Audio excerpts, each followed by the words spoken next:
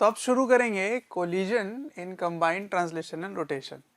ठीक है, तो ये संयुक्त स्थानांतरण और घूर्णन गति में ये जो ठोकर है, जो कोलिजन है, जो टक्कर की बात है, टक्कर के बारे में इस पर्टिकुलर टॉपिक के अंदर पढ़ने वाले हैं। तो देखिए, पहले भी हमने पढ़ा था ये, लेकिन अब इस बार दोनों चीज़ें आएंगी। तो मैं क्या कर रहा हूँ, फिर से वही चीज़ कर रहा हूँ। एक छड़ी ले रहा हूँ, ठीक है, एक छड़ ले रहा हूँ और इस छड़ को मैं फ्री रखा हूँ। इस बार कहीं पर हिंज नहीं कर रहा हूँ, कहीं पर भी कील नहीं लगाया मैंने, ठीक है। तो फ्री है ये, और यहाँ इस लाइन में मैंने एक छोटी सी गेंद इस दिशा में इसको u वेग से फेंक दिया, ठीक है।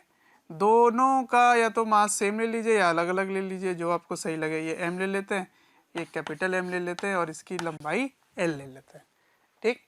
और ये कोलिजन जो है वो मैं ले लेता हूँ इलास्टिक, केस 1 ले लेता हूँ, पहला पार्ट, ठीक है। इलास्टिक कोलिजन E = 1, ठीक, इलास्टिक कोलिजन। अच्छा, तो सवाल ये पूछा गया है कि कोलिजन के बाद बताइए इस छड़ी की वेग क्या होगी और इसकी वेग क्या होगी, इसकी कोणीय वेग क्या होगी, ये सारी बातें आपसे पूछा जाता है। तो जो भी पूछा जाए मैं आपको समीकरण लिखने सिखाता हूँ, इक्वेशन लिखने सिखाता हूँ, ठीक है। देखिए कैसे करेंगे। सबसे पहले तो ये समझते हैं कि क्या इसमें लीनियर मोमेंटम कंजर्वेशन लगा सकते हैं, क्या ये लगा सकते हैं। तो याद करो, पहले जब कील लगा रहता था तो मैंने आपको क्या बताया कि जैसे ही आप इन दोनों को सिस्टम लेते थे तो यहाँ पे हिंज फोर्स आ जाता था, जिसके कारण आप लीनियर मोमेंटम कंजर्वेशन नहीं लगा पाते थे। अब यहाँ पे वैसे कोई दिक्कत है नहीं, क्योंकि कील तो है ही नहीं। तो जब कील नहीं है तो आप आराम से लीनियर मोमेंटम कंजर्वेशन लगा सकते हैं। तो आप क्या लिखेंगे, number 1, linear momentum P is conserve.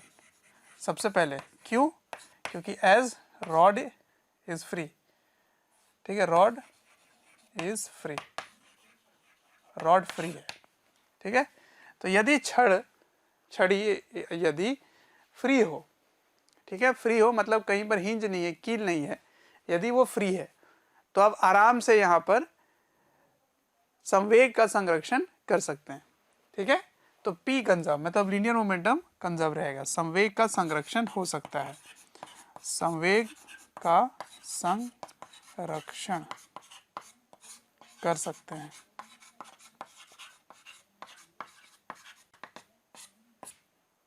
कौन सा संवेग है ये, तो रेखीय संवेग है, ठीक है, लीनियर मोमेंटम। तो लीनियर मोमेंटम कंजर्व कर सकते हैं, लीनियर मोमेंटम कंजर्वेशन लगा सकते हैं। कैसे लगा सकते हैं, यहाँ पे कोई भी कील नहीं है, जब भी फ्री रहे ना छड़ तो आप लगा सकते हैं। अच्छा, आपको ये तो नहीं लग रहा है कि सर ये हवा में कैसे रहेगा, ये तो नीचे गिर जाना चाहिए। तो आप इसको ऐसे समझिए कि ये एक टेबल के ऊपर रखा हुआ है, ठीक है, हॉरिजॉन्टल प्लेन में इसको स्टडी कर रहे हैं, ठीक। तो ऐसे टेबल के ऊपर ऐसे आप रख दिए हो ऐसे छड़ को ऐसे, और इधर से एक गेंद आके इसको मार रही है, तो ऐसे करके ये घूमेगा और आगे भी बढ़ेगा, ठीक है। तो ये था बिफोर। आफ्टर में क्या दिखाई देगा आपको, आफ्टर में जस्ट आफ्टर कोलिजन क्या दिखाई देगा कि ये जो छड़ी है, ये जो छड़ी है इसकी लंबाई ज़्यादा हो गई इससे, ये छड़ी में एक ओमेगा इस दिशा में आएगा। क्यों आएगा, क्योंकि आपने जब इसको इस गेंद से मारा तो गेंद इसको एक बल लगाती है इस दिशा में, ठीक है। तो इस दिशा में बल लगने के कारण, इस दिशा में बल लगने के कारण इसके अबाउट एक टॉर्क मिलेगा। तो टॉर्क मिलने के कारण इसको ओमेगा इस दिशा में मिलेगी।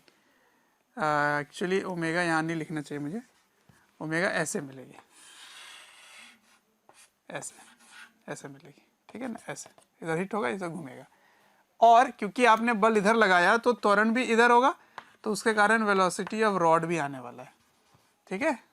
छड़ी में एक वेग भी आ जाएगी, रेखीय ट्रांसलेशनल स्थानांतरण वेग आ जाएगी, ट्रांसलेशन मोशन भी होगा और रोटेशनल मोशन भी होगा, ठीक है जी। तो इस दिशा में आपको ऐसे एक बल मिलेगी। और ये जो गेंद है, ये गेंद को भी मैं इसी दिशा में मान लेता हूँ कि अभी भी ये इधर ही जा रहा है, ठीक है, और इसकी अपनी एक वेलोसिटी है, इसको v ले लेते हैं, ठीक है। ये m मास और ये कैपिटल M मास, ये है आफ्टर, ये है बिफोर, ठीक, बिफोर है, ये आफ्टर है। तो अब क्या क्या कंजर्व कर सकते हैं आप, लीनियर मोमेंटम कंजर्वेशन हो सकता है, ठीक है। तो आप क्या लिखेंगे, इनिशियल लीनियर मोमेंटम बराबर फाइनल लीनियर मोमेंटम। तो इनिशियल केवल इसी की है, तो m u और वो 0 है, फाइनल इसकी क्या हो जाएगी m v। लेकिन इसकी आप क्या लिखोगे, ये तो कंबाइंड ट्रांसलेशन रोटेशन मोशन में है। तो आपको मैंने पीछे थ्योरी दे रखा है कि कभी भी कोई भी ऑब्जेक्ट कंबाइंड में हो, कंबाइंड लीनियर और एंगुलर दोनों में हो, ट्रांसलेशन और रोटेशन, कंबाइंड ट्रांसलेशन रोटेशन में हो, तो लीनियर मोमेंटम हमेशा total mass into velocity of centre mass होता है।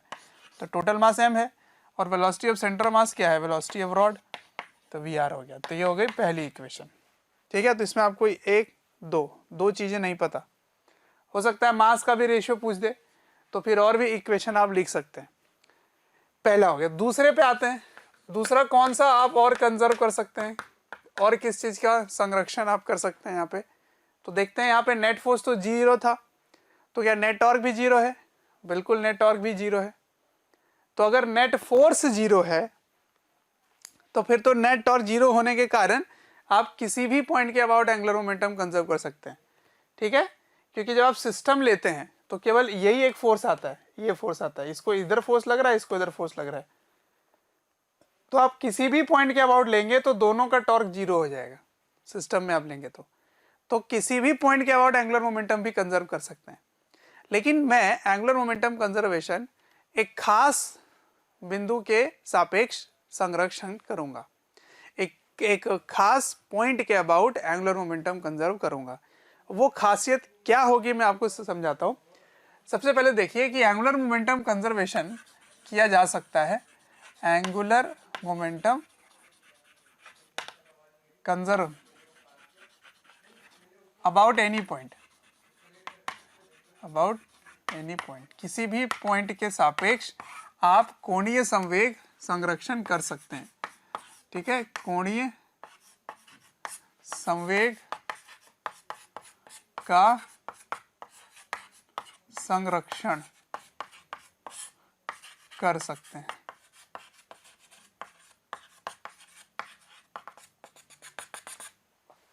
ठीक है। यदि कर सकते हैं तो मैं कौन से बिंदु के अबाउट लूं। तो देखिए आपको किस किस का लिखना है। सबसे पहले तो ये पॉइंट मास का लिखना है। तो पॉइंट मास का एंगुलर मोमेंटम तो आप लिख सकते हैं, क्या होता है, mv r होगा। r क्या लेंगे, r परपेंडिकुलर लेंगे, तो r यहाँ पे क्या होगा वो मैं ले लूंगा जब पॉइंट ढूंढ लूंगा। तो मैं पॉइंट कहाँ ढूंढूं, पॉइंट जो है जिसके अबाउट मुझे कंजर्व करना है उसकी खासियत मुझे इस रॉड के एंगुलर मोमेंटम लिखने के समय निकल के आएगा।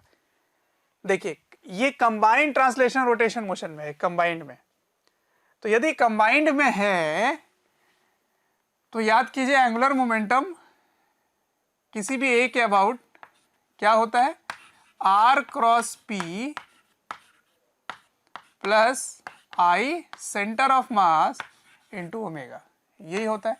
ये किस में होता है, इन ट्रांसलेशन एंड रोटेशन, ऐसे लिखते हैं, ऐसे ही तो लिखते हैं। कंबाइंड ट्रांसलेशन रोटेशन में एंगुलर मोमेंटम किसी भी पॉइंट के अबाउट कैसे लिखते हैं, ए पॉइंट के सापेक्ष ऐसे लिखते हैं, ये आर ए लिया जाता है। तो अगर मैं सेंटर ऑफ मास के सामने ले लूं, ये इसका सेंटर ऑफ मास है, यहीं पर ले लूं, मैं इसी लाइन के अबाउट ले लूं, इधर कहीं ले लो, यहां पर कहीं नियर सेंटर ऑफ मास, ये सेंटर ऑफ मास है, इसका बिल्कुल सामने ले लूं। तो इसका जो r है ना, ये r और ये जो p होगा, p तो हमेशा इधर ही होगा, ये p की दिशा होगी। p मतलब लीनियर मोमेंटम, लीनियर मोमेंटम की डायरेक्शन उधर ही होती है जिधर सेंटर ऑफ मास की वेलोसिटी की डायरेक्शन होती है। तो r वेक्टर और p वेक्टर दोनों पैरेलल हो जाएगा, है ना। तो about l, about centre of मास या नियर सेंटर ऑफ मास, मतलब मैं सेंटर मास पे जाऊंगा तो सेंटर मास तो आगे बढ़ेगा ना, मैं आगे नहीं जा रहा हूं, उसके जस्ट सामने ले रहा हूं, इसके जस्ट सामने इसी जगह में ले रहा हूं। तो इसी जगह में अगर आप लेंगे अबाउट नियर सेंटर ऑफ मास, तो r क्रॉस p की वैल्यू 0 हो जाएगी, क्योंकि आर और पी जो है वो पैरेलल हो जाएंगे, समझ रहे हो, आर और पी जो है वो पैरेलल हो जाएंगे, तो इसीलिए इसकी वैल्यू 0 हो जाएगी। तो मेरे लिए आसान हो जाएगा, सिर्फ आई ओमेगा लिखना होगा, इसलिए मैं कहाँ लूंगा, अबाउट नियर सेंटर ऑफ मास, तो सेंटर मास के बिल्कुल सामने में लेने वाला हूँ। तो एंगुलर मोमेंटम इनिशियल बराबर एंगुलर मोमेंटम फाइनल। तो देखिए इनिशियली ये चल नहीं रहा था, केवल यही चल रहा है, तो इसकी एंगुलर मोमेंटम इसके सापेक्ष क्या होगा, तो M V R, R R perpendicular क्या है L/2, तो आप लिखेंगे एम यू L/2, और वो तो चल ही नहीं रहा तो 0 हो गया। अच्छा इसकी क्या होगी, M we L/2, M we L/2। अच्छा अब रॉड का निकालो, किसके, इधर सेंटर मास के इधर, नियर सेंटर ऑफ मास। तो नियर सेंटर मास अगर लोगे तो आर क्रॉस पी तो 0 हो गया, आर क्रॉस पी 0 हो गया। अब आपको केवल आई ओमेगा लिखना है, तो आई ओमेगा बहुत आसान हो गया, आई ओमेगा क्या लिखोगे, ml²/12 इंटू ओमेगा, ठीक है। तो आई ओमेगा कैसे लिखे, I omega is ml²/12 into omega, omega क्या है, ये वाला ओमेगा है। अब ओमेगा भी नहीं पता आपको, है ना, ओमेगा भी नहीं पता, यहाँ पे रॉड की वेलोसिटी भी नहीं पता और वी नहीं पता, 1 2 3 अननोन है, तो तीसरी इक्वेशन और चाहिए। अच्छा यहाँ कैपिटल एम होगा, कैपिटल एम मैंने लिया है तो कैपिटल एम बना दीजिए इसको, ml², ठीक है, ये हो गया।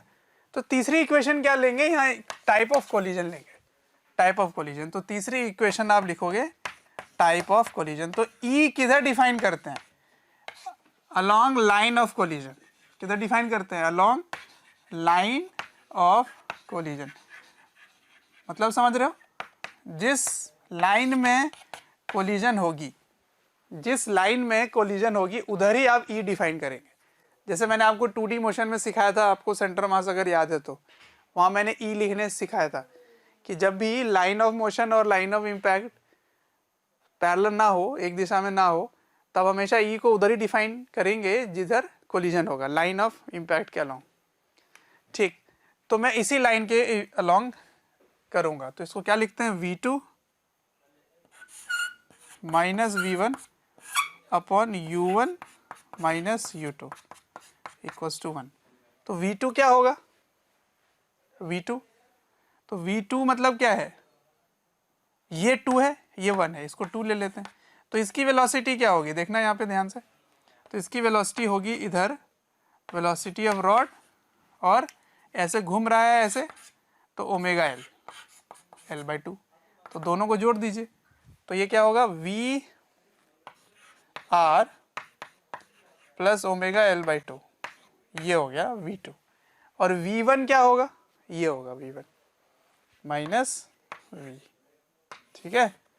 U1, 1 कौन है, ये है, इसकी इनिशियल वेलोसिटी U है, तो U माइनस 0 इक्वल्स टू 1, इसको आप लिख लीजिए, ठीक है। तो कोलिजन भी आप सीख गए, अगर वो खुला है तो हमारा केवल नई बात क्या हुई, लीनियर मोमेंटम कंजर्व किया जा सकता है, और एंगुलर मोमेंटम आप नियर सेंटर मास लीजिए, तो उससे क्या होगा, ये आर क्रॉस पी वाला चीज 0 हो जाएगा कंबाइंड ट्रांसलेशन रोटेशन मोशन में, और ई इक्वल्स टू 1 होने से क्या होगा, ई की वैल्यू हमेशा उधर लोगे जिधर लाइन ऑफ कोलिजन होगी, ठीक है। तो V2 minus V1 by U1 minus U2, तो इसकी वेलोसिटी क्या होगी, इधर घूम के आ रहा है एक ओमेगा आर और एक V है, तो we are plus omega L/2 दोनों आ जाएगा यहाँ पे, ठीक है। बस इसको सॉल्व कर लीजिए, तीनों इक्वेशन सॉल्व करोगे आंसर आ जाएगा, ठीक है। कभी कभी M/M रेशियो भी पूछ देते हैं कि इसका मास और इसका मास नहीं दिया है तो इसके रेशियो पूछ सकते हैं, तो आप तीनों इक्वेशन को सॉल्व करोगे तो आपको सॉल्व हो जाएगा, ठीक है। तो क्या क्या निकाल सकते हो, वेलोसिटी ऑफ रॉड निकाल सकते हो, ओमेगा निकाल सकते हो, वी भी निकाल सकते हो, क्लियर। अब मैं एक और क्वेश्चन लेता हूं जिसमें इस बार क्या होगा, ये जाके इस पे चिपक जाएगा, तो कैसे करेंगे, ठीक, कॉपी कीजिए। अब आइए क्या हो रहा है इस क्वेश्चन में मैं आपको बताता हूँ कि अब एक छड़ी है, छड़ी में ये जाकर चिपकने वाला है, ठीक है। इस बार छड़ी का मास मैं इसके मास के बराबर ले लेता हूँ, एम और एल, ये दोनों का द्रव्यमान बराबर है, मास दोनों का सेम है, ठीक है। और ये भी किसमें, टेबल के ऊपर रखी हुई है। अब आप इसको जाके मारते हो, मारने के बाद क्या होता है, इसमें ये चिपक जाता है, ठीक है, चिपक जाती है ये। तो उसको बताना है कि इसकी क्या होगी वेलोसिटी और ओमेगा क्या होगी। ठीक है, तो क्या हो रहा है, ये इस पर जाके चिपक जा रहा है। तो मैं इसको ऐसे बना देता हूँ इस येलो रंग से, ऐसे ये इसमें चिपक गए। तो चिपकने के बाद इसकी वेलोसिटी इधर, वेलोसिटी ऑफ रॉड, ठीक है, वी डैश कर देते हैं, और इसकी ओमेगा भी आ जाएगी ऐसे। तो आपको ओमेगा भी ज्ञात करना है और वी डैश भी ज्ञात करना है, और ये इसके साथ चिपक के चल रहा है। तो क्या इसमें लीनियर मोमेंटम कंजर्व किया जा सकता है? क्या निकालना है? Find V dash and omega. ठीक है, ये निकालना है आपको। थैंक यू डियर स्टूडेंट्स, हमें ढेर सारा प्यार देने के लिए। डेली हज़ारों स्टूडेंट्स हमारे वीडियोस से लाभ उठा रहे हैं, उनको काफ़ी बेनिफिट पहुंच रहा है हमारे वीडियो लेक्चर से। आपसे एक रिक्वेस्ट है कि डिस्क्रिप्शन बॉक्स पे एक लिंक है, उस लिंक को क्लिक करें और अपनी एनरोलमेंट सुनिश्चित करें। और साथ ही जिनको स्टडी मटेरियल या फिर डाउट सेशन चाहिए, वो प्रीमियम कोर्सेज के लिए भी एनरोल कर सकते हैं। ठीक, तो सबसे पहला सवाल मैं आपसे करता हूँ, क्या इसमें लीनियर मोमेंटम कंजर्व किया जा सकता है? बिल्कुल कर सकते हैं, क्योंकि छड़ी फ्री है। अगर वो फ्री रहेगा, कहीं भी हिंज किया हुआ नहीं है, कील लगा हुआ नहीं है, तब आराम से लीनियर मोमेंटम कंजर्व कर सकते हैं। तो इनिशियल लीनियर मोमेंटम क्या होगा? पी इनिशियल बराबर पी फाइनल। इनिशियल केवल mu है, और फाइनल में ये साथ चल रहे हैं, तो साथ चल रहे हैं, तो इसकी जो मोमेंटम होगी वो एम वी डैश होगी, और इसकी भी एम वी डैश होगी। तो क्यों ना इसको सिस्टम एक बार बना लें, तो क्या बन जाएगा 2m इंटू वी डैश। ये हो गई पहली इक्वेशन। तो वी डैश निकल के आ गया, प्रॉब्लम नहीं है। अब ओमेगा निकालना है आपको। समझ आया ये कैसे 2m कर लिया मैंने? क्योंकि कंबाइंड ट्रांसलेशन रोटेशन में केवल लीनियर मोमेंटम ट्रांसलेशन मोशन के कारण होता है। तो इसकी मोमेंटम क्या हो जाएगी? इसकी वेलोसिटी वी डैश हो गई इधर, है ना, तो एम वी डैश हो गई, और इसकी भी लीनियर मोमेंटम वी डैश हो जाएगी। ठीक है, एम वी डैश। तो पूरे को एक सिस्टम आप बना लीजिए ना, कि एक ही सिस्टम हो गया जिसका मास 2m हो गया, और इसकी वेलोसिटी ट्रांसलेशन वाली केवल वी डैश है। रोटेशनल तो इसमें आता नहीं है, क्योंकि मैंने आपको सॉल्व करके दिखाया है कंबाइंड ट्रांसलेशन रोटेशन में भी linear momentum m into velocity of centre mass होता है। ठीक है, या ट्रांसलेशन वेलोसिटी जो होगी वो होगी। ठीक है, अच्छा, अब आता है एंगुलर मोमेंटम। तो ये तो हो गया। अब क्या एंगुलर मोमेंटम कंजर्व कर सकते हैं? बिल्कुल कर सकते हैं, एंगुलर मोमेंटम कंजर्व किया जा सकता है। ठीक है, तो किसके अबाउट कंजर्व करने मैंने बताया था? नियर सेंटर ऑफ मास। तो इसका सेंटर ऑफ मास कहाँ होगा? द्रव्यमान केंद्र कहाँ होगा? क्या अभी भी यहाँ पर होगा, इस जगह पे होगा क्या? छड़ी के बिल्कुल केंद्र पर होगा क्या? आंसर इज नो, क्योंकि जब अभी चिपक जाता है ना, तो इसका सेंटर ऑफ मास भी शिफ्ट हो जाता है, क्योंकि सिस्टम में अब ये भी आ गया। ठीक है, तो अब कैसे निकालेंगे? इसका सेंटर मास यहाँ है, इसका सेंटर मास यहाँ है, तो दोनों का सेंटर मास कहाँ होगा? बीच में होगा। तो ये आ गया आपका सेंटर ऑफ मास, ये है सेंटर ऑफ मास। तो क्यों? इसलिए मैंने बराबर बराबर मास लिया था, ताकि ये आसान हो जाए कैलकुलेशन। ठीक है, तो आप इसके अबाउट ऐसे कंजर्व करेंगे, और ये दूरी तो आपको पता है कितना होगा, l/4, ये भी l/4, क्योंकि बीचों बीच आएगा ना, ये सेंटर मास हो जाएगा, सेंटर ऑफ मास। ठीक है, अब angular momentum about near centre of mass is conserve. ठीक है, तो कैसे कंजर्व करेंगे आप? L इनिशियल बराबर L फाइनल। तो इनिशियल L क्या होगा? किधर? Near centre mass. तो आप यही लोगे, यहाँ के अबाउट ले रहे हो ना, यहाँ के अबाउट ले रहे हो, ये वाला हो गया, तो ये वाली दूरी लोगे। समझ में आ रहा है? तो m u l/2 नहीं होगा, अब l/4 होगा। ये इनिशियल है, ये तो चल ही नहीं रहा है, तो वो 0 होगा। फाइनली क्या होगा?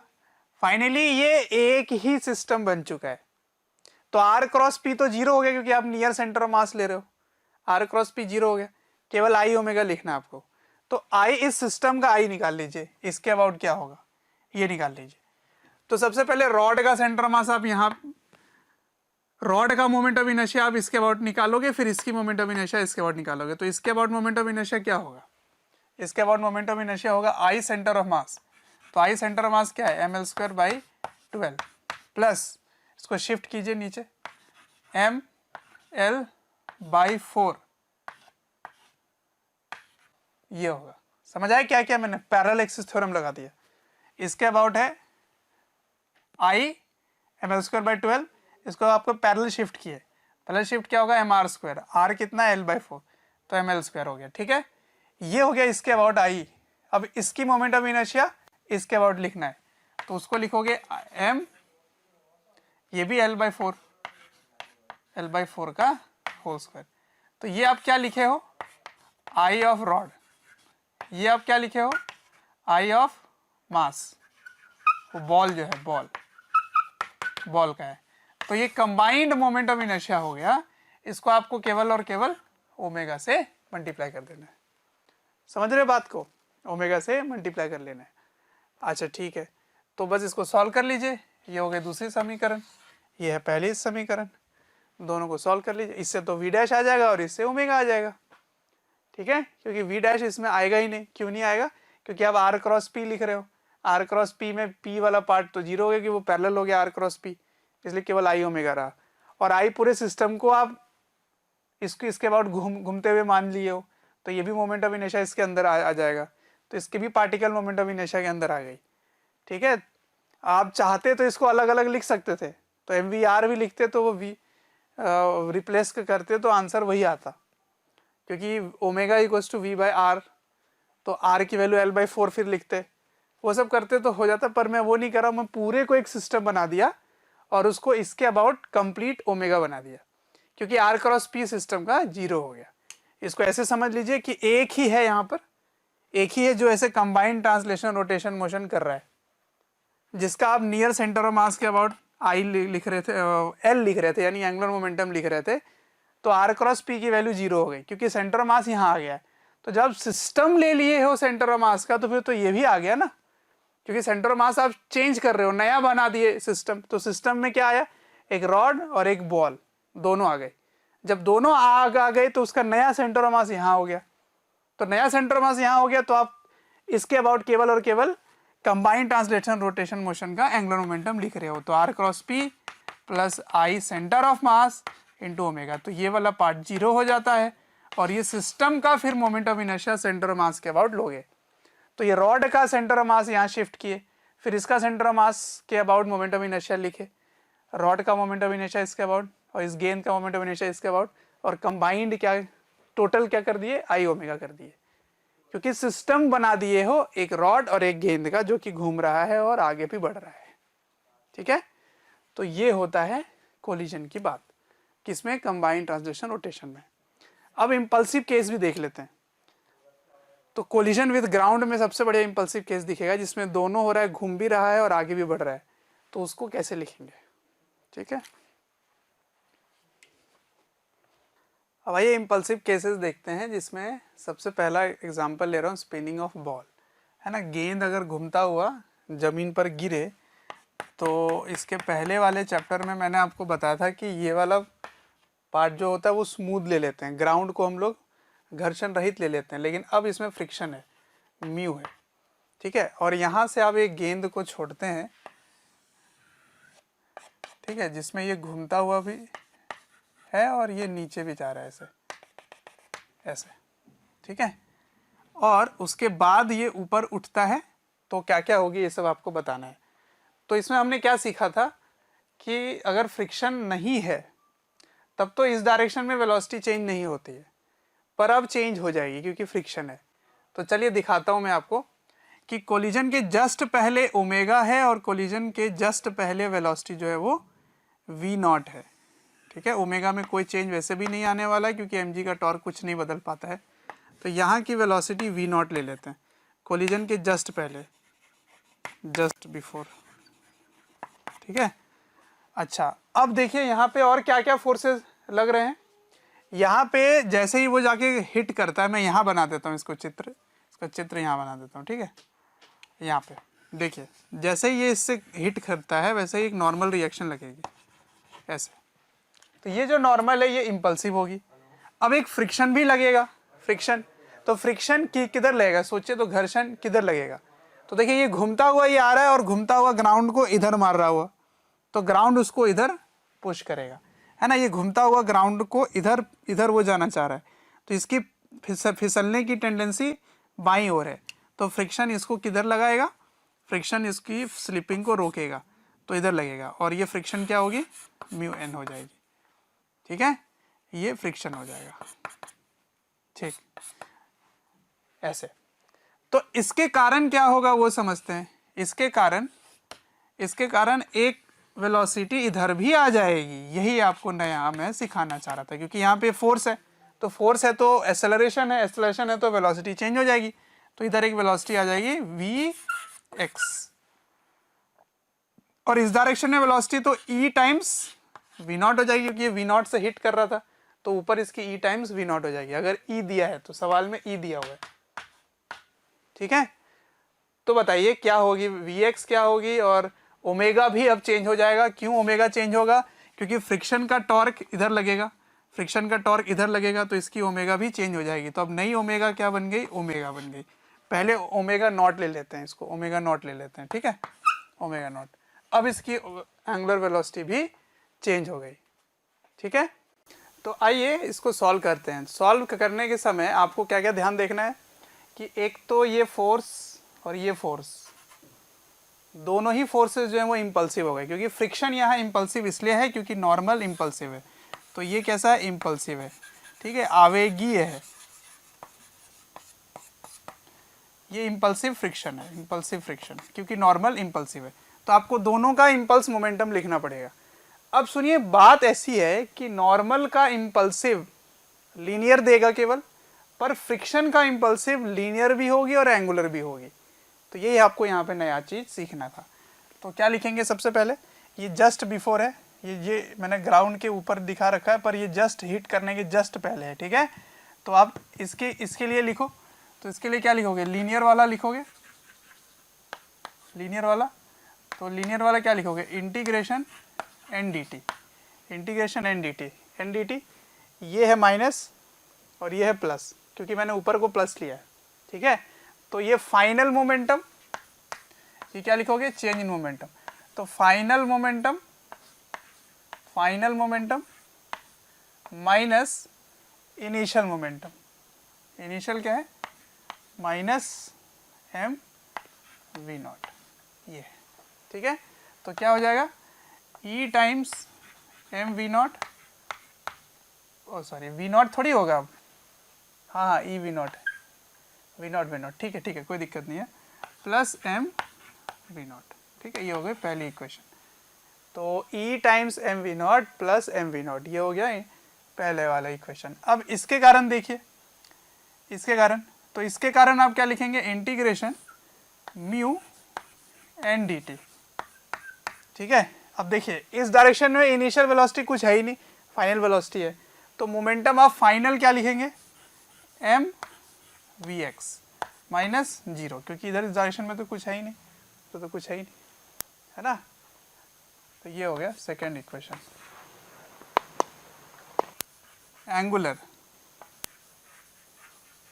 एंगुलर लिखेंगे, तो angular impulse momentum, angular impulse momentum. ठीक, अब इसके कारण तो कोई टॉर्क बनेगा ही नहीं, इसके कारण कोई टॉर्क नहीं बनेगा सेंटर ऑफ मास के अबाउट, तो फिर इसके कारण कोई एंगुलर इम्पल्स भी नहीं बनेगा, तो इसके कारण नहीं लिखेंगे, केवल फ्रिक्शन के कारण लिखेंगे। तो फ्रिक्शन का इस डायरेक्शन में मैं पॉजिटिव ले लेता हूँ। ठीक है, तो केंद्र के सापेक्ष इसकी क्या होगी, तो integration mu N D T, integration mu N D T ऐसे इक्वल्स टू आई ओमेगा, है ना, डेल्टा एल, तो डेल्टा एल क्या होगा, डेल्टा आई ओमेगा लिखेंगे आप। ठीक है, तो आई इसके अबाउट आई ही लिख लेते हैं, आई लिख लेते हैं, और क्योंकि आप इस डायरेक्शन को पॉजिटिव लिए हो तो इस डायरेक्शन में ये नेगेटिव हो जाएगा, तो इसको लिखेंगे minus I omega, minus I omega not. ठीक है ना, ये होगा, तो ये हो गई तीसरी इक्वेशन। अब यहाँ म्यू कांस्टेंट है ना, सॉरी, इसका तो टॉर्क लोगे ना, टॉर्क लोगे तो ये तो मैंने फोर्स लिखा, इसका टॉर्क लिखना पड़ेगा। तो mu N into R, R इसकी रेडियस है, इसकी रेडियस आर दी गई है और मास इसकी एम है, ठीक है। तो म्यू एन इंटू आर होगा। तो यहाँ से आर को मैं बाहर ले लेता हूँ, तो integration mu N D T, तो म्यू एन डी टी की वैल्यू आप ये लिख सकते हैं और एन की वैल्यू यहाँ से लिख सकते हैं, समझ रहे हो। तो म्यू एन डी टी इधर प्लस हो जाएगा आई ओमेगा नॉट और ये माइनस हो जाएगा आई ओमेगा, ठीक है।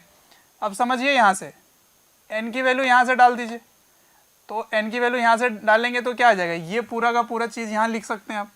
तो क्या लिखेंगे, यहाँ लिख देता हूँ मैं येलो कलर से, म्यू कांस्टेंट है, बाहर आ गया इंटीग्रेशन के, और इंटीग्रेशन एन डी टी की वैल्यू ये है। प्यारे बच्चों, जब मैं कमेंट सेक्शन में जाता हूँ तो कुछ ऐसे लाइन हैं, कुछ ऐसे कमेंट्स हैं जो काफ़ी कॉमन है, और वो ये हैं कि सर एक इस चैप्टर का इस टॉपिक के बारे में वीडियो बना दें, या इस टॉपिक को थोड़ा सा इलेबोरेट करके समझा दें। तो प्यारे बच्चों, मैं आपसे रिक्वेस्ट करना चाहता हूँ कि सबसे पहले तो हमारे चैनल को सब्सक्राइब करें और बेल आइकन को हिट करें। इससे क्या होगा कि कोई भी नोटिफिकेशन आप मिस नहीं करेंगे। मैं ये इसलिए कह रहा हूँ क्योंकि जिस टॉपिक के बारे में आप पूछ रहे होते हैं या आप रिक्वेस्ट कर रहे होते हैं, वो हमारे चैनल्स में ऑलरेडी वीडियोस हैं। आप अगर चैनल विजिट करेंगे तो प्लेलिस्ट भी बने हुए हैं, और प्लेलिस्ट से आप अपने जो डिमांड है, जो आपके पर्टिकुलर टॉपिक्स हैं, उनको आप विजिट करके पढ़ सकते हैं। तो इसको लिखेंगे ई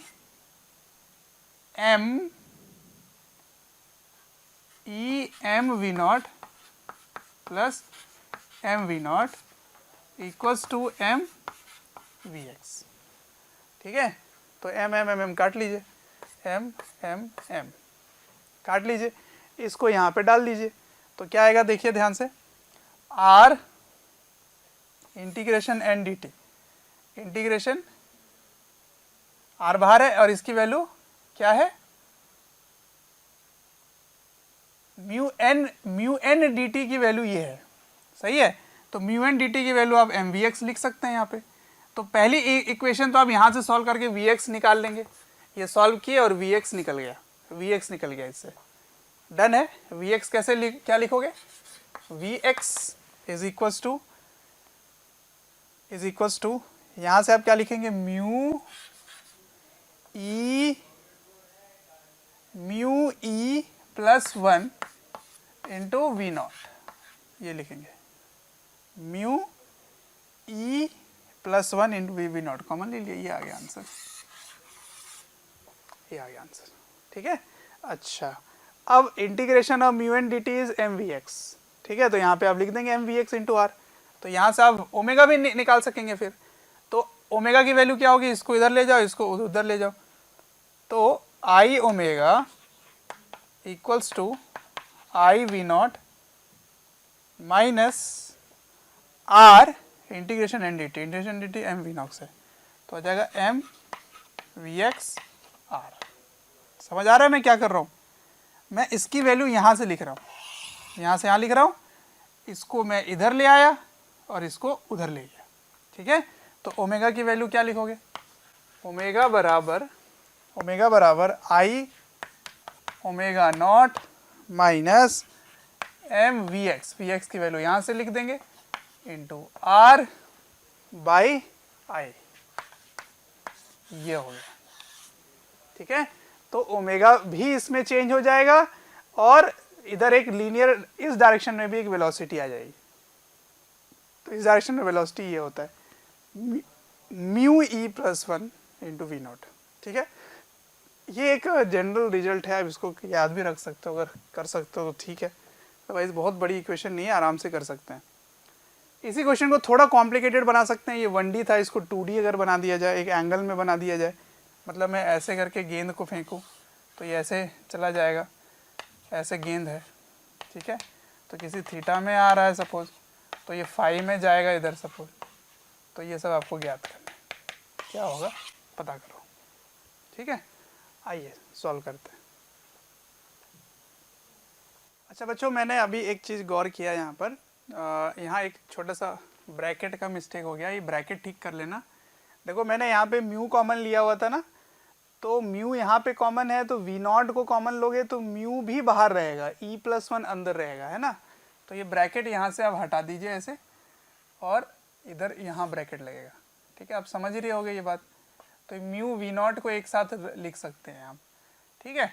तो यहाँ पर भी आप इसको रिप्लेस कर देंगे तो आंसर आ जाएगा। तो एक छोटा सा ब्रैकेट का मिस्टेक था, इसको आप ठीक कर लेना। म्यू भी बाहर है, E+1 अंदर होगा अगर वी नॉट को बाहर लोगे तो। क्लियर है? चलिए अब अपन करेंगे 2D वाला, एंगल वाला करेंगे, ठीक है। तो इसको आप ध्यान रखिए, इक्वेशन लिख लीजिए।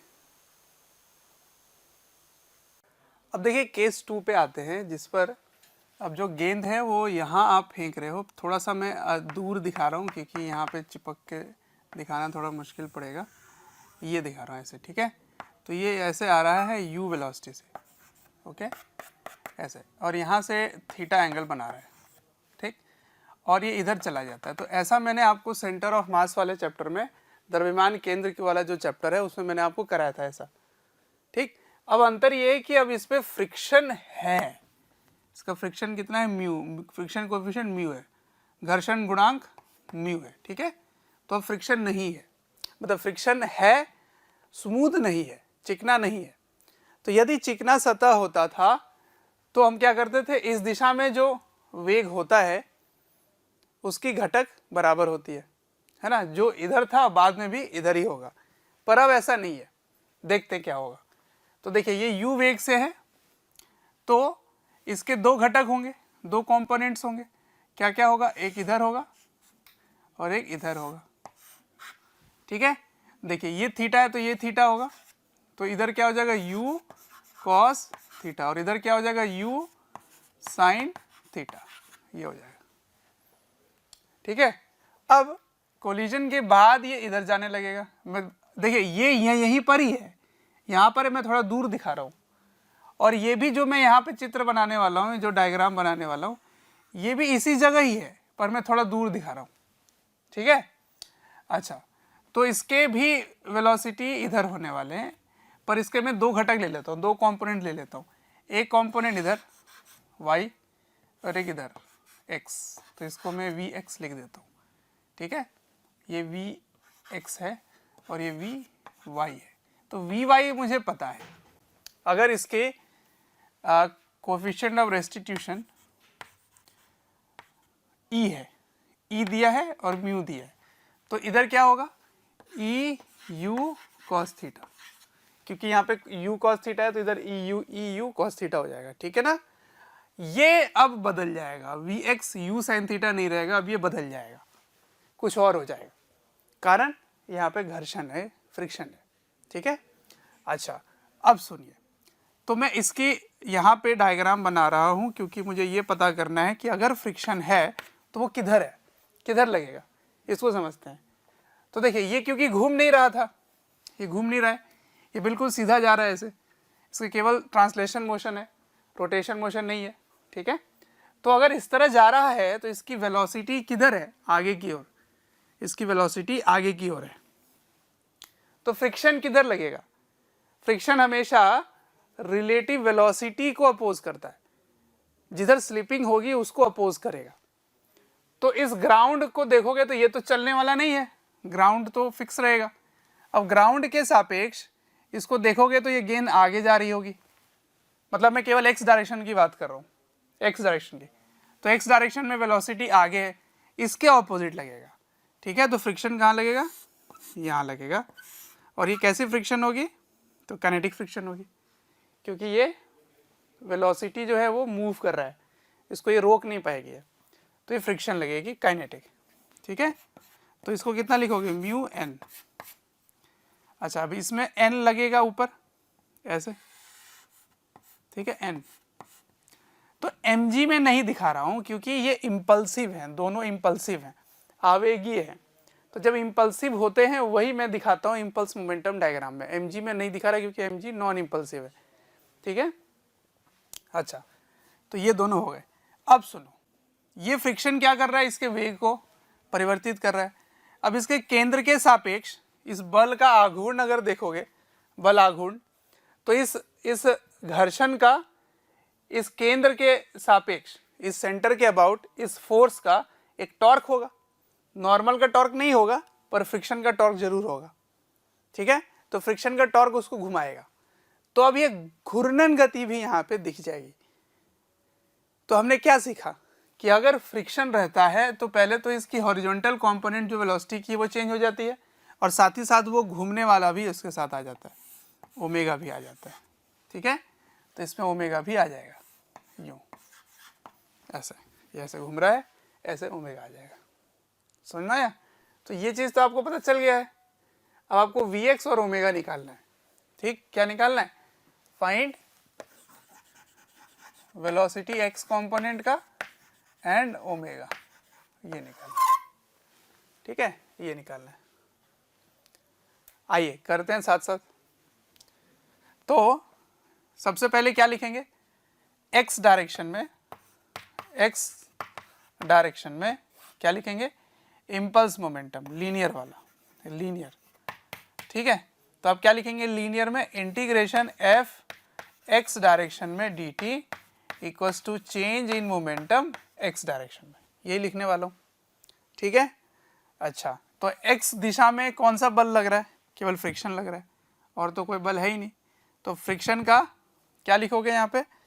Minus mu N D T minus का इंटीग्रेशन बराबर फाइनल मोमेंटम ये है तो M V X minus initial momentum ये है एम यू साइन थीटा, ठीक है। ये हो गई पहली समीकरण, ठीक है। आपको वी एक्स भी नहीं पता, एन भी नहीं पता, क्योंकि म्यू तो दिया हुआ है, म्यू पता है, ठीक है। अब लीनियर का वाई डायरेक्शन में, लीनियर वाला ही लिख रहे हो, लेकिन वाई डायरेक्शन में, वाई ऊपर है, ऊपर आपने पॉजिटिव लिया हुआ है, ठीक है। तो ऊपर कौन सा बल है? एन है, एन। तो इसको क्या लिखोगे? Integration F Y D T बराबर change in linear momentum Y direction में, ठीक है। चलिए, ऊपर पॉजिटिव है एन डी टी, एन को पॉजिटिव ले लिया मैंने, एन डी टी बराबर फाइनल मोमेंटम ये इसके कारण आएगा, तो एम ई U cos theta, E U cos theta minus ये नीचे है तो एक और माइनस होगा, एम यू कॉस थीटा। समझ आया? तो इसको मैं ठीक कर लेता हूँ, पहले इसको ठीक कर लेता हूँ। तो ठीक करने पे क्या आएगा? ये आ जाएगा एम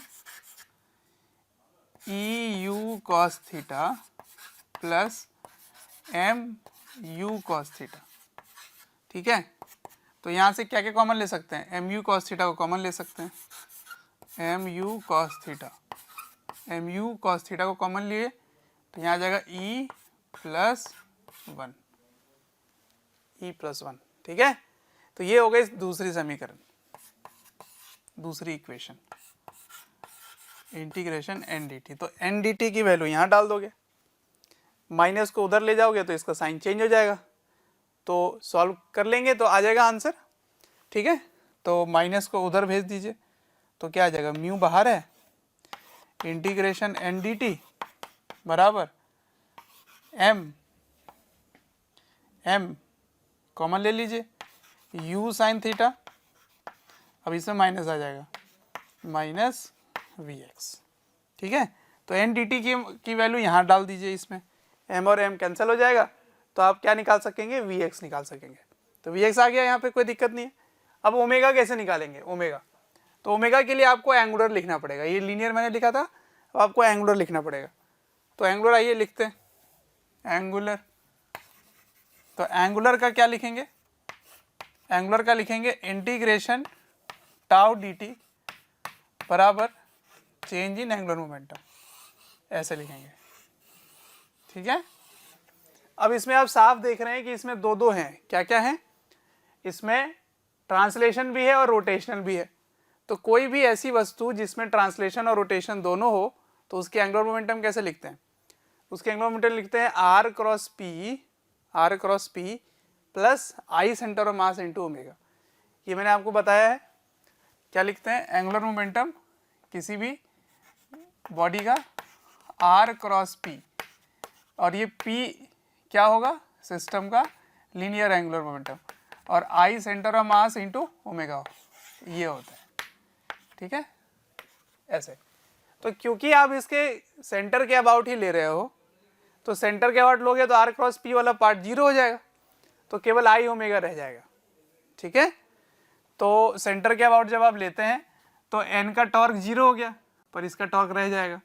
अब इसका टॉर्क का क्या आएगा, म्यू एन आर, ठीक है, इंटू डी टी का इंटीग्रेशन बराबर चेंज इन एंगुलर मोमेंटम। इनिशियली कोई ओमेगा नहीं था, इनिशियल कोई ओमेगा था ही नहीं। ठीक है, तो केवल आर क्रॉस पी पार्ट तो जीरो हो जाएगा, क्योंकि आप इसी के अबाउट ले रहे हो। ठीक है ना, केंद्र के सापेक्ष अगर लोगे, सेंटर के अबाउट लोगे, तो आर क्रॉस पी वाला पार्ट जीरो हो जाएगा, तो केवल रह जाएगा I centre of mass into omega minus zero. अब यहां से integration mu N D T की वैल्यू क्या लिखोगे, integration mu N D T की वैल्यू ये लिख सकते हो, वी एक्स तो आपने निकाल ही लिया पहले वाले से, तो ये पूरा टर्म आपको पता है, यहाँ रख देंगे तो ओमेगा भी निकल आएगा। आ गया समझ, तो ऐसे किया करेंगे, या इसको डिवाइड कर दोगे, कोई एक काम कर लो। ठीक है, तो अगर इसको बना देते हैं सॉलिड स्फीयर बना देते हैं, ठोस गोला, सॉलिड स्फीयर, ठोस गोला। ठीक है, तो यदि आप ठोस गोला बना दिए तो यहाँ क्या लिखेंगे, 2/5 mr² इंटू ओमेगा। ठीक है, सॉल्व कर लीजिए, आराम से हो जाएगा। तो मैं फिर से आपको बता देता हूँ, इससे आप Vx निकाल लिए हो इसके हेल्प से, क्योंकि एन डी टी की वैल्यू यहाँ रख देंगे, तो यहाँ से ये पूरा टर्म आपको पता है, तो Vx आ गया। अब integration mu N D T को आर से जब मल्टीप्लाई करोगे तो ये पूरा चीज़ आपको पता है, क्योंकि Vx आपने निकाल लिया था। ठीक है, या फिर आप कंप्लीट ये वाला टर्म लिख लीजिए, कोई प्रॉब्लम नहीं है। Integration mu N D T की वैल्यू ये रख दीजिए यहाँ पे, तो म्यू इसको गुणा कर दीजिए म्यू के साथ, ये हो गया, इसको आर के साथ गुणा कर दीजिए, तो ये पूरा टर्म आपको पता है। यहाँ बस ओमेगा नहीं पता है, इधर डिवाइड कर दीजिए, ओमेगा निकल आएगा। तो देखिए इसमें हमने क्या सीखा कि यदि सतह में घर्षण हो, फ्रिक्शन हो, तो उसमें वेलोसिटी लीनियर डायरेक्शन में, ये अलोंग द ग्राउंड, ये जो ग्राउंड है, ग्राउंड के दिशा में वेलोसिटी में परिवर्तन होगा, और साथ ही साथ एक एंगुलर वेलोसिटी भी आ जाएगी। ठीक है, तो यही हमने सीखा यहाँ पे।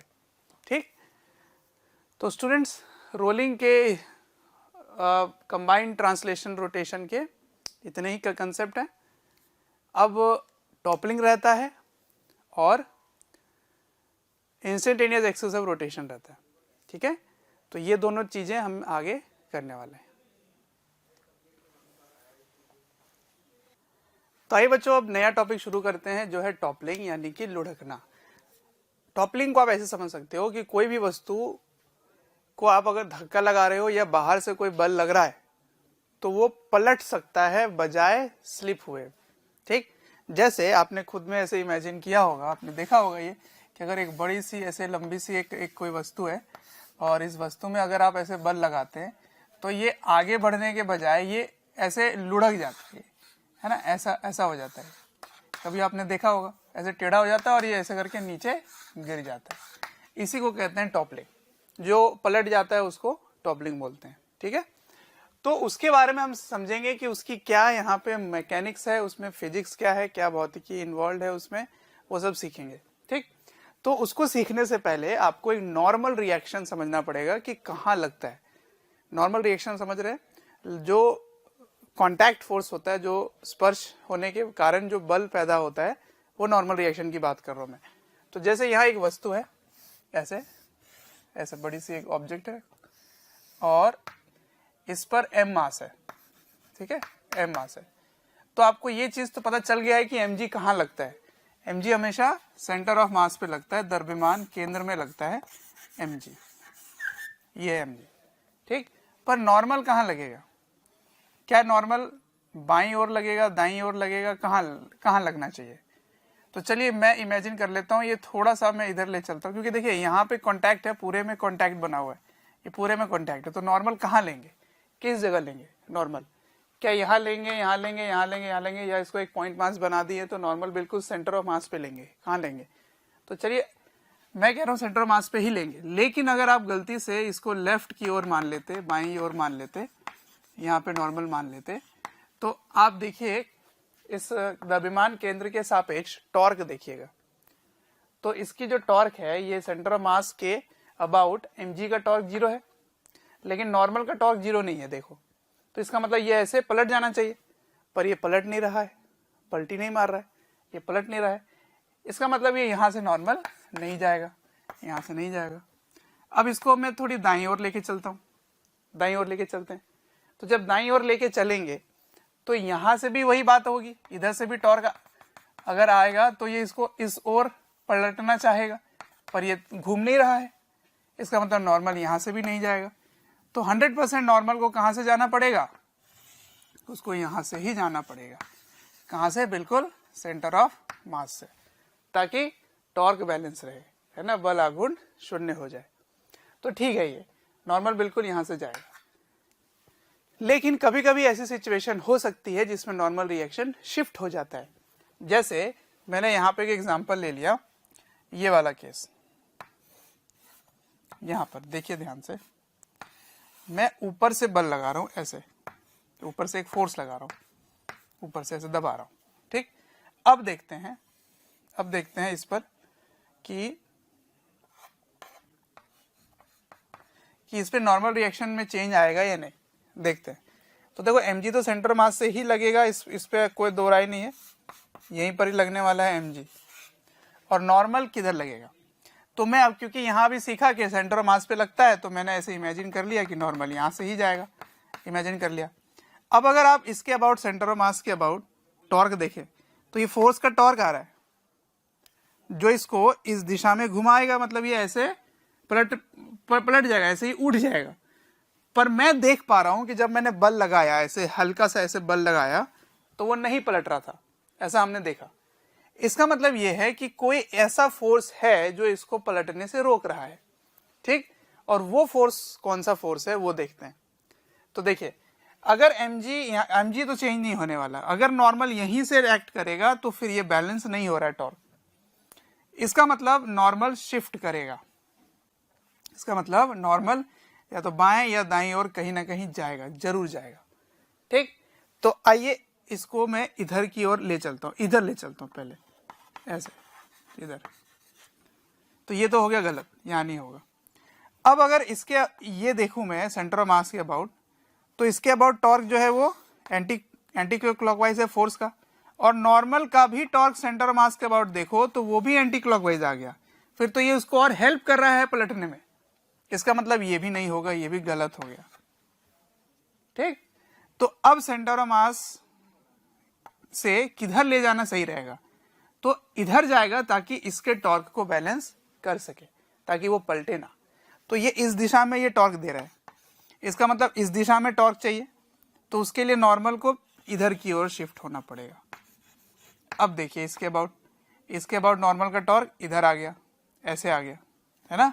अब इसका टॉर्क इधर है और इसका टॉर्क इधर है, तो ये एक दूसरे को बैलेंस कर रखता है, तभी ये पलटी नहीं मारता है, ठीक है।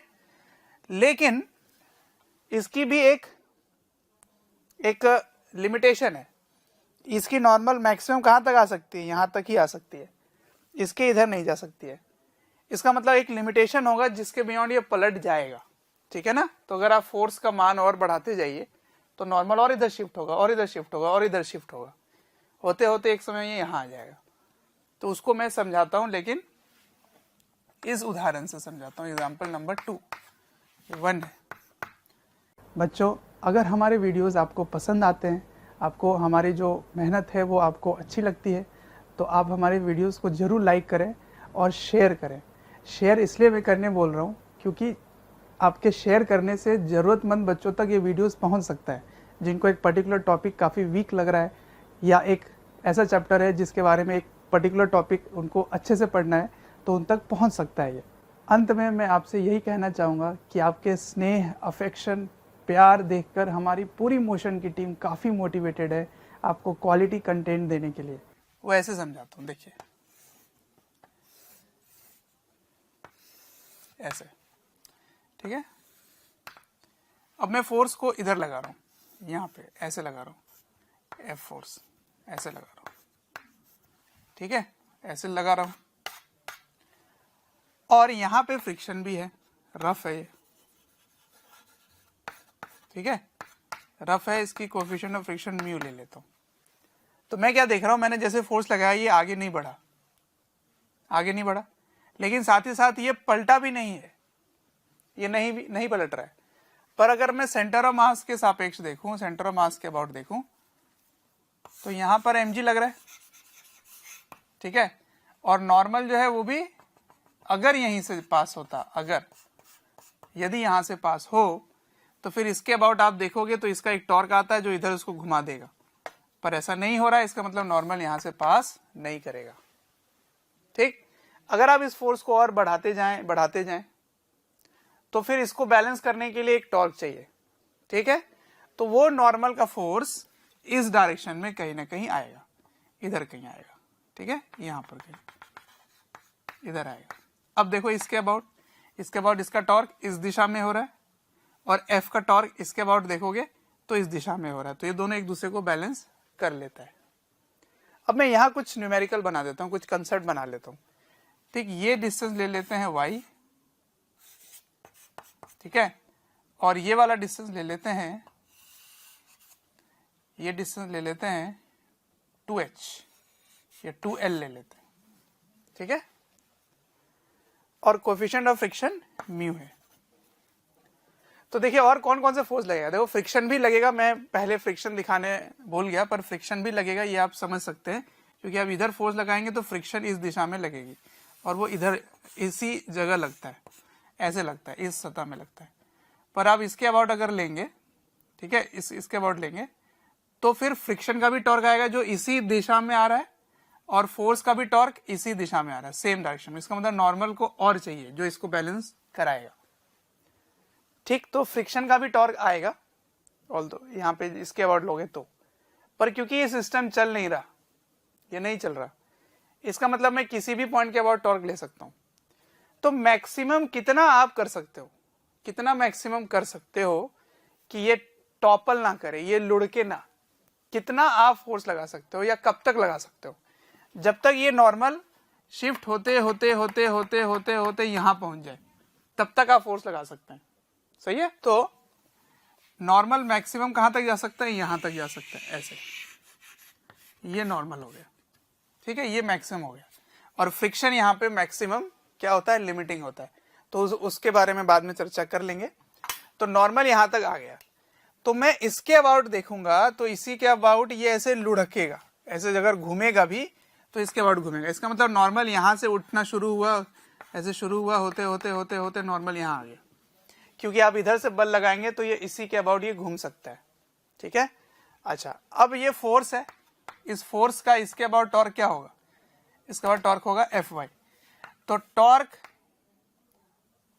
अगर टॉपल करना है, टू टॉपल करने के लिए, ठीक है, टॉपल करने के लिए यानी कि लुढ़कने के लिए शर्त क्या है, कंडीशन क्या है, उसके लिए शर्त है कि इसका टॉर्क, F का टॉर्क इसके अबाउट, A के अबाउट F का टॉर्क किधर घुमा रहा है, F का टॉर्क इधर, और नॉर्मल का टॉर्क 0 है, फ्रिक्शन का टॉर्क 0 है, तो mg का टॉर्क रहेगा। तो mg का टॉर्क अब इसको बैलेंस करेगा। तो अगर mg का टॉर्क F के टॉर्क से ज्यादा हो तो वो बचा रहेगा, या बराबर भी हो तब भी बचा रहेगा, लेकिन लुढ़कने के लिए F का टॉर्क mg के टॉर्क से ज्यादा होना चाहिए, ठीक है। तो to topple, torque of F should be greater than torque of mg, mg के टॉर्क से F का टॉर्क ज्यादा होना चाहिए। तो आइए लिख के देखते हैं क्या आएगा F का टॉर्क A के अबाउट। तो अबाउट A में क्यों ले रहा हूं, आप समझ पा रहे हैं, क्योंकि A के अबाउट ही ये घूमेगा। जब आप फोर्स लगाते हैं तो एक कोने के सापेक्ष ही वो पलटी मारना चाहता है, ठीक है। तो अबाउट A क्या लिखेंगे, टॉर्क ऑफ F, तो इस ये हो गया एफ को आगे ले चलिए, और ये इसकी लंबवत दूरी है, परपेंडिकुलर डिस्टेंस कितना है वाई, तो एफ इंटू वाई, ये इसका टॉर्क है।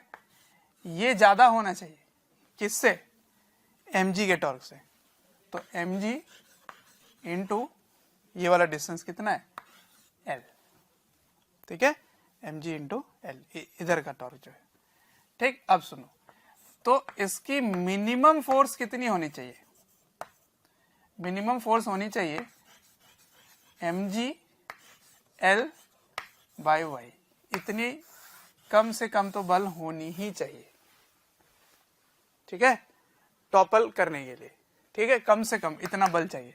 इसका मतलब ये जो फोर्स है वो किस पे डिपेंड कर रहा है, एल पे डायरेक्टली प्रोपोर्शनल है और वाई के इनवर्सली प्रोपोर्शनल है। तो फोर्स ज्यादा चाहिए होगा, यानी कि टॉपल नहीं करेगा कब, जब ये ज्यादा हो, ये ज्यादा हो, मतलब एल ज्यादा हो, तो एल इसकी जितनी ज्यादा हो और वाई जितनी कम हो, उतना ही कम होगा कि वो पलटे। तो जो गाड़ियां होती हैं, वो बड़े बड़े जो ट्रक होते हैं वही ज्यादा पलटी मारते हैं, क्योंकि उनकी हाइट ज्यादा होती है, ऊंचाई ज्यादा होती है, ऊपर तक और अगर लोडिंग कर दिया जाए तो और आसानी से वो पलटी मार जाता है, क्योंकि वो वाई पे डिपेंड कर रहा है। वाई जितना ज्यादा होगा उतना ही कम फोर्स चाहिए, तो आसानी से पलटी हो जाएगा, और चौड़ाई जितनी ज्यादा होगी ऐसे, उतना ही ज्यादा फोर्स चाहिए होगा। तो कम चौड़ाई होगी तो वो जल्दी आसानी से पलटी कर जाएगा। देखो मैंने चौड़ाई कम लिया था और ऊंचाई ज्यादा लिया था, तो अब बल लगाएंगे तो वो पलटी ज्यादा मारेगा स्लाइड करने के बजाय, ठीक है। तो टॉपल करने के लिए ये कंडीशन चाहिए, और स्लाइड करने के लिए क्या कंडीशन चाहिए, स्लिप करने के लिए क्या चाहिए, तो आइए यहां लिखता हूं मैं। इसी केस में अगर मैं स्लिप करवाता तो, या टू स्लाइड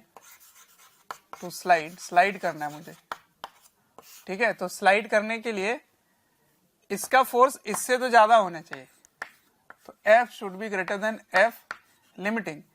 तो F लिमिटिंग कितना होता है, म्यू n, और n की वैल्यू क्या है, mg, n की वैल्यू mg के बराबर है, ठीक है ना।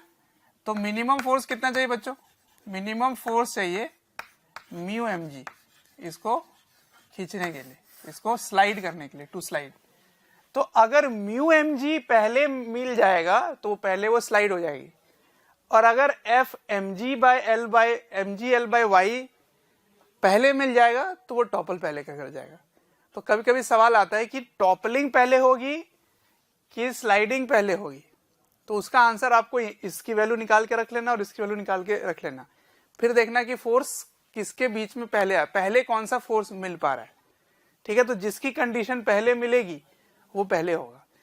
कि आप स्लाइड पहले कर पाएंगे कि टॉपल पहले कर पाएंगे, उसका आंसर डिपेंड करता है इन्हीं कंडीशंस पे, ठीक है। तो मैं आपको फिर से एक बार बता देता हूं मैं क्या सिखा रहा हूं आपको, कि नॉर्मल जो है ना वो शिफ्ट कर जाता है, नॉर्मल अपने आप शिफ्ट कर सकता है कंडीशन पे डिपेंड करते हुए।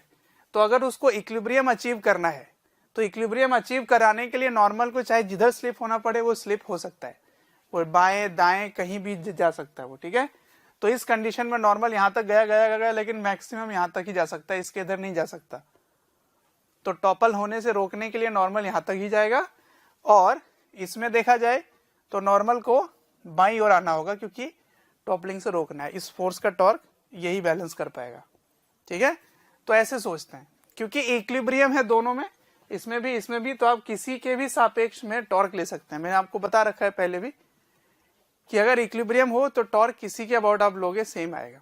तो इक्विलिब्रियम ये एक्सेलरेट तो कर ही नहीं रहा था, तो मैं कभी सेंटर मास के अबाउट ले रहा हूं तो कभी इस पॉइंट के अबाउट ले रहा हूं। तो इस पॉइंट पे लेने का फायदा क्या हुआ कि नॉर्मल और फ्रिक्शन का टॉर्क 0 हो गया, तो केवल mg का टॉर्क रह गया, ठीक है। तो आप किसी के अबाउट लोगे वही आंसर आएगा। तो ये थी टॉपलिंग की बेसिक बात है। एक क्वेश्चन में लेता हूं इस पर और देखते हैं कैसे करेंगे। तो आइए बच्चों, मैंने एक क्वेश्चन दे रखा है आपको। देखिए यहाँ पे एक बेलन है, एक सिलेंडर है, ठीक है, बेलन जिसका द्रव्यमान m और त्रिज्या r है, मास m और रेडियस r है। इसकी हाइट जो है वो h है, ठीक है। और यहाँ की कोएफिशिएंट ऑफ फ्रिक्शन जो है, वो है म्यू ले लेते हैं, ठीक। अब सवाल यही है इसमें, ये समझना है कि क्या ये सिलेंडर पहले टॉपल करेगी या पहले स्लाइड करेगी, इसकी कंडीशन क्या होगी, आपको कंडीशन बताना है, शर्त क्या होगी। ठीक, तो देखो इसको करने के लिए आप क्या क्या कर सकते हैं। सेंटर ऑफ मास पे mg लग रहा होगा। ठीक, mg का एक कंपोनेंट आप सीख चुके हैं, इधर क्या लगेगा mg साइन थीटा, और इधर क्या लगेगा बच्चों, इधर लगेगा mg कॉस थीटा। और नॉर्मल जो होगा वो लिमिटिंग केस तक पहुंचा दो, अगर टॉपलिंग करवाना है तो नॉर्मल को मैक्सिमम शिफ्टिंग तक पहुंचा दो। तो आपको क्या लगता है नॉर्मल किधर शिफ्ट करेगा, आपको पता करने का मैं एक शॉर्टकट बता देता हूं। आप खुद से इमेजिन कीजिए कि अगर ये लुढ़केगा तो ये कैसे लुढ़क सकता है, इस तरह से ही लुढ़केगा, ये नीचे ही जाएगा ऐसे। तो इसका मतलब ये वाला पोर्शन पहले उठेगा, समझ रहे हो, तो ये उठेगा तो नॉर्मल यहाँ पे खत्म हो जाएगा, यहाँ नहीं रहेगा, और लुढ़कते लुढ़कते लुढ़कते नॉर्मल जो है वो अल्टीमेटली यहाँ आ जाएगा इस जगह पे। तो नॉर्मल यहाँ है, तो mg cos theta, normal sine theta, और एक फ्रिक्शन लगेगा। तो फ्रिक्शन का फोर्स कहाँ लगेगा, इधर लगेगा फ्रिक्शन। ठीक है, ये हो गई बात। तो ये सारे फोर्सेस आपने यहाँ पे दिखा दिया। अब यदि इसको टॉपल करना है तो उसकी कंडीशन क्या होगी, एक एक्सिस लेना है तो ये वाली एक्सिस होगी ए, ये वाली एक्सिस होगी, तो इसके अबाउट ये टॉपल कर सकता है। तो टॉपल तब करेगा, ठीक है, टॉपल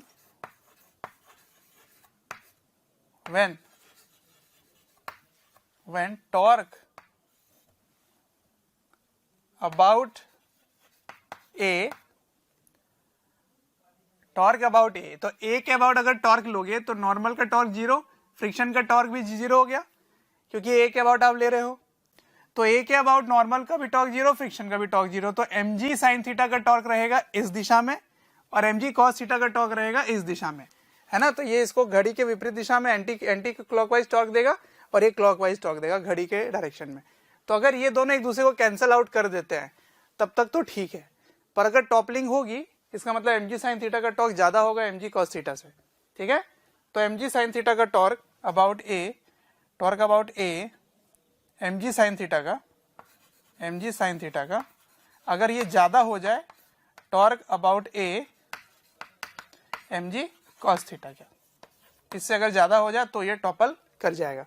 तो mg साइन थीटा का टॉर्क लिखिए क्या आएगा, mg साइन थीटा, और ये वाली दूरी क्या होगी h/2। अगर ये ज्यादा हो जाए mg cos थीटा, ठीक है, mg cos theta into R से, तो ये टॉपल कर जाएगी।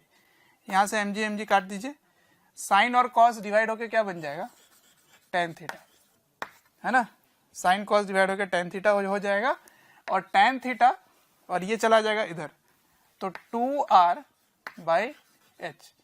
ये होना चाहिए। तो मिनिमम कंडीशन क्या होगी, टेन थीटा मिनिमम कितना होना चाहिए 2r/h, ये होना चाहिए। ठीक है, तो मिनिमम ये कंडीशन अगर हो जाएगी तो ये टॉपलिंग हो जाएगी, टॉपल कर जाएगा ये। ठीक, और स्लाइड करने की कंडीशन क्या है, टू स्लाइड आपने क्या याद कर रखा है, स्लाइड करने के लिए क्या होना चाहिए, स्लाइड में समझ रहे हो, फिसलने रोकने के लिए या फिसलने के लिए मिनिमम कंडीशन क्या होना चाहिए था कि एंगल ऑफ रिपोज हो जाए। तो tan थीटा मिनिमम कितना हो जाना चाहिए, ये एंगल ऑफ रिपोज हो गया, तो वो कितना आता है μs के इक्वल आता है। तो अगर tan थीटा μs के इक्वल हो जाए तब तक वो स्लाइड नहीं करेगा, ठीक है ना। तो अगर इन दोनों कंडीशन को एक साथ ले लो तो टॉपल बिफोर स्लाइड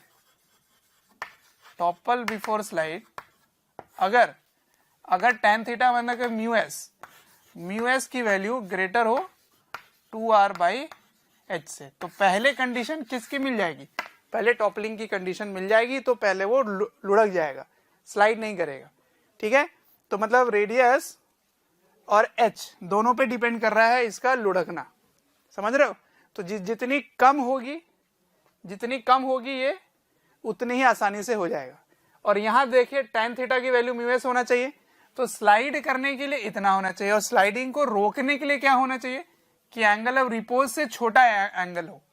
याद करो, मैंने फ्रिक्शन में बताया होगा या आपने पढ़ा होगा फ्रिक्शन में पहले कि tan थीटा स्लाइडिंग से रोकने के लिए, तो for theta less than theta R, ठीक है ना, नो स्लाइडिंग नहीं होता है, स्लाइड नहीं करेगा वो अगर थीटा लेस देन, यानी कि म्यू के टर्म्स में अगर बात किया जाए तो tan थीटा म्यू होता है mu S, tan theta R, ये थीटा आर ही हो गया, एंगल ऑफ रिपोज हो गया, इज म्यू एस। अगर इससे छोटा हो, अगर ऐसा एंगल हो ताकि उसका tan थीटा छोटा हो जाए tan थीटा आर से, समझ रहे हो, मतलब म्यू से, म्यू एस से अगर छोटा हो जाए tan थीटा, तो इन दैट केस क्या होगा, स्लाइड करेगी पहले, नहीं, नो स्लाइडिंग नहीं होगी, समझ रहे हो। तो अगर इससे ज्यादा होगा तो वो स्लाइडिंग करेगा, ठीक है, tan थीटा ज्यादा हो जाए किससे, एंगल ऑफ रिपोज से, तो वो स्लाइड करेगा, ठीक है ना, स्लाइड, इसका मतलब म्यू एस से ज्यादा होना चाहिए tan थीटा, तो वो स्लाइड करेगा, और tan थीटा की वैल्यू यहाँ पे म्यू आर है, समझ रहे हो। तो अगर म्यू एस की वैल्यू ज्यादा है 2r/h से, तो वो टॉपल करेगा। अगर म्यू एस की वैल्यू कम है tan थीटा से, tan थीटा भी अगर इसी से आप कंसल्ट कर लें, अगर 2r/h ही कर लें, तो ऐसे केस में भी वो क्या होगा, पहले इस केस में मैं बात कर रहा हूं, पहले स्लाइड करेगा। अगर ये कंडीशन पहले मिल जाएगी तो स्लाइडिंग पहले होगी, ये कंडीशन पहले मिल जाएगी तो टॉपलिंग पहले होगी। इसको आप ऐसे भी समझ सकते थे, देखिए कैसे, इसको आप लिख लीजिए फिर मैं आपको बताता हूं। देखिए इसको ऐसे भी समझ सकते हैं आप कि कोई भी वस्तु अगर ऐसे रखा जाए तो इसका mg जो है वो मैक्सिमम टू मैक्सिमम अगर यहां से पास कर जाए, यहां से, तब तक तो ये टॉपल नहीं करेगा। इसके इधर अगर आ गया, बाहर आ गया, तब वो टॉपल कर जाएगा। देखिए अगर ये इस तरह से है और आप इतना एंगल उठा दिए कि mg इसके बाहर आ गया, तब मुश्किल हो जाएगा। क्यों? क्योंकि यहां तक आप देखोगे इसके अबाउट, तो mg का भी टॉर्क 0 है, फ्रिक्शन का भी टॉर्क 0 है, नॉर्मल का भी टॉर्क 0 है, तो ये पलटी नहीं मारेगा। लेकिन आप इसके इधर आ गए, जैसे यहां आ गए, तो इसके अबाउट आप देखोगे तो अब इसका टॉर्क आ जाएगा, ठीक है, अब ये नॉन जीरो टॉर्क होगा। तो मिनिमम कंडीशन आप यहां से भी निकाल सकते हैं, क्योंकि ये एंगल थीटा निकल के आता है, सही है। तो इसका tan थीटा क्या होगा, tan थीटा, तो इसका tan थीटा होगा ये वाला डिस्टेंस कितना है r, ठीक है, और ये वाली डिस्टेंस क्या है h/2, तो h/2 करोगे तो देखो 2r/h आ गया। तो देख रहे हो ये भी वही कंडीशन दे रहे हैं, ठीक, 2r/h। तो आप ऐसे भी समझ सकते हैं कि कोई भी वस्तु तब तक टॉपल नहीं करेगा जब तक mg जो है वो इसके इधर रहेगा, ठीक है, जब तक इसके इधर है, इसके बाहर आ गया तब वो पलटी मार जाएगा, तब वो टॉपल कर जाएगा, ठीक। तो ये थी कुछ बातें टॉपलिंग से रिलेटेड, ठीक है। तो आई होप आप समझ गए होंगे कि ये टॉपिक क्या है, वो छोटा सा है बट कंसेप्चुअल है, ठीक। स्लाइडिंग भी आ जाएगा, फ्रिक्शन की भी बात हो जाएगी, और यहाँ पे रोटेशन की भी बात हो जाएगी, टॉर्क के बारे में बात हो जाएगी, ठीक। चलो, कोई भी चैप्टर या वीडियोस आपको डिटेल में ईयर लॉन्ग वाले वीडियोस चाहिए और काफ़ी डिटेल में वीडियोस आपको चाहिए, तो आपको एक नंबर दे रहा हूँ, टोल फ्री नंबर है, आप इनको कॉल करें और डिटेल में आप बात कर सकते हैं और पूछ सकते हैं। नंबर है 1800 2121 799।